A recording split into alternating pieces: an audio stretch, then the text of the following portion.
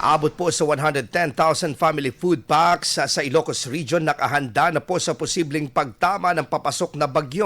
Para sa detalye ng regional news na yan, kasama natin Idol Jam Victorio. 104.7 IFM. Report! Nakahanda na ang 109,559 na food and non-food items sa mga warehouse at prepositioning areas ng Department of Social Welfare and Development Office Region 1 para sa posibleng pagtama ng paparating na sama ng panahon sa Hilagang Luzon.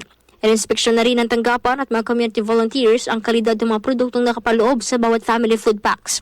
Bahagi ito ng pagtitiyak ng tanggapan na nasa maayos na kondisyon ang bawat kahon ng relief goods na ipapamahagi sa mga kabahayan.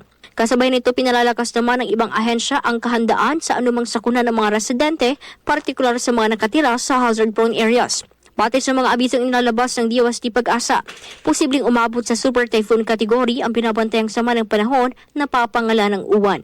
Patuloy ang paaralan ng otoridad sa publiko ukol sa maagap na pagtalima sa mga abisong pangkaligtasan.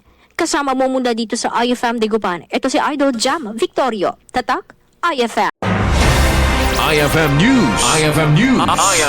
IFM News.